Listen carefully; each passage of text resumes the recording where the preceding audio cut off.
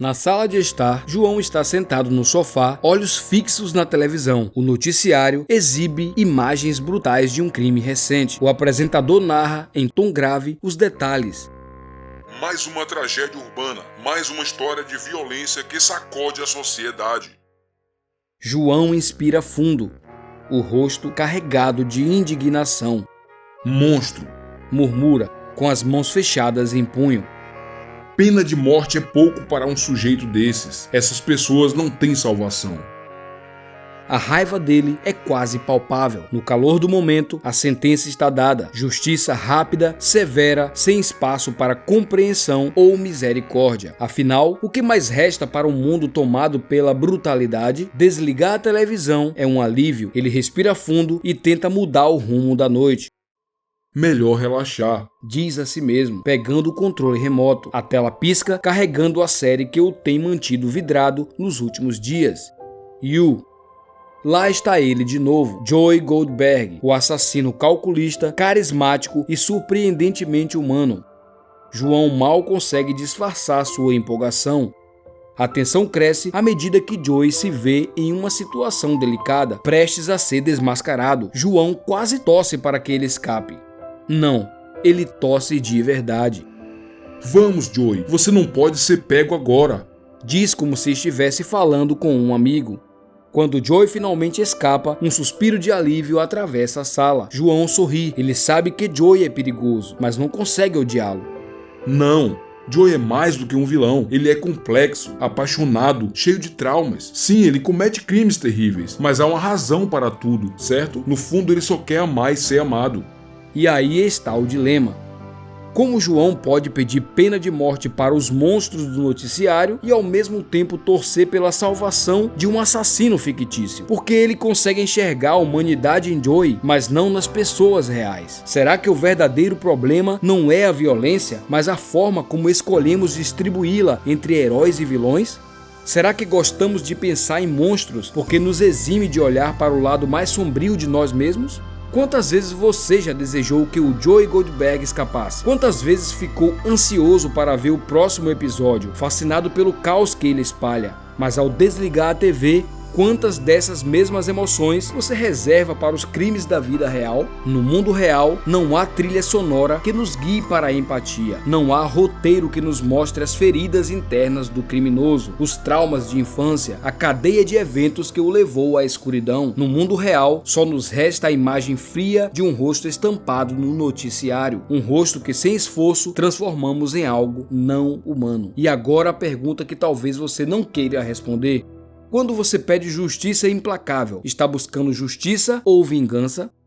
No fundo, torcer por Joey não é apenas sobre ele, é sobre o prazer sombrio de assistir o caos à distância, protegidos pela tela sem precisar nos comprometer moralmente. É sobre a sombra que negamos, mas que sempre encontra um jeito de se expressar. A questão não é se somos monstros ou heróis, a questão é se temos coragem de admitir que podemos ser ambos. Olá, visionários! Bem-vindos ao lugar onde você pode obter a inspiração necessária para prosseguir a sua jornada.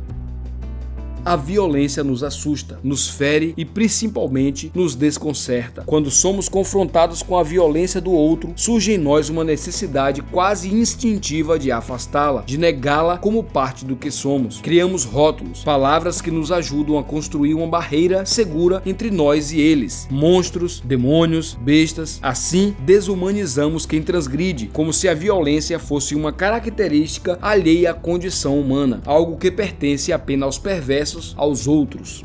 Mas será que, ao chamar alguém de monstro, não estamos apenas fugindo do espelho que nos mostra nossa própria sombra?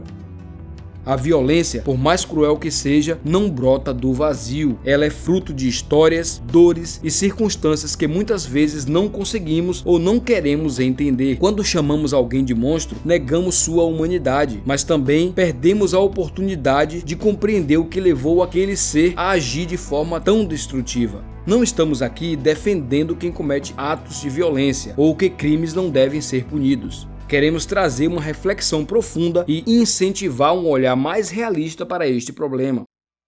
Vamos analisar agora a origem da violência como resultado de condicionamentos.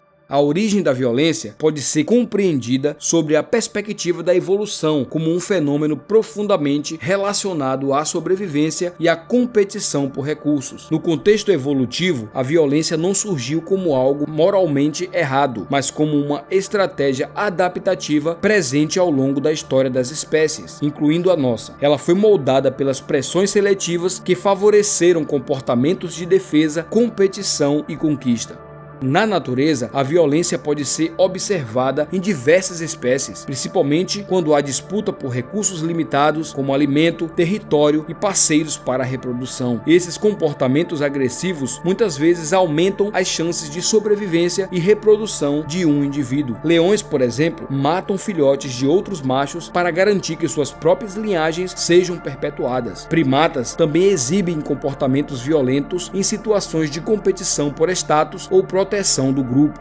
Ao longo do tempo, a humanidade desenvolveu sistemas de ética e leis para tentar conter os impulsos agressivos e promover a cooperação, mas a violência nunca desapareceu completamente. Ela apenas mudou de forma, adaptando-se às estruturas sociais e tecnológicas de cada época. À medida que o cérebro humano se desenvolveu, especialmente o neocórtex, nossas capacidades cognitivas e emocionais ampliaram a violência para novas dimensões, incluindo disputas políticas, ideológicas e simbólicas. A agressão passou a ser motivada não apenas por necessidades imediatas, mas também por fatores psicológicos e culturais. No entanto, a experiência coletiva mostrou que a violência é uma forma ineficiente e destrutiva de resolver disputas. Ela gera mais violência em um ciclo sem fim, enquanto a cooperação constrói e sustenta sociedades mais prósperas e equilibradas. Refrear a violência não significa negar nossa natureza, mas reconhecê-la e transcendê-la. A racionalidade e a empatia nos permite criar alternativas mais saudáveis para lidar com conflitos. Aprendemos ao longo da história que cooperação, justiça e diálogo são estratégias mais eficazes e sustentáveis do que a força bruta. E quanto aos vilões da ficção? Esses vilões têm uma importância crucial. Eles nos obrigam a questionar a própria natureza da violência, suas causas e o limite tênue entre o que chamamos de bem e mal. Mais do que simples personagens, eles funcionam como espelhos das nossas sombras, das partes reprimidas de nós mesmos, aquelas que evitamos olhar diretamente. No fim, a violência não é uma aberração isolada, mas uma possibilidade humana que todos carregamos em maior ou menor grau. Precisamos olhar para dentro, questionando nossas próprias sombras, nossa moralidade seletiva e nossos impulsos mais primitivos. A verdadeira evolução mental não está em negar essa sombra, mas em reconhecê-la, compreendê-la e, acima de tudo, escolher conscientemente não alimentá-la no mundo real. Afinal, é só quando encaramos o que há de mais sombrio em nós que podemos realmente caminhar rumo à luz. Se você gostou deste vídeo, deixe uma curtida. Se desejar, deixe um comentário e não se esqueça de inscrever-se no canal, porque mais conteúdos incríveis estão a caminho. Até a próxima, visionários!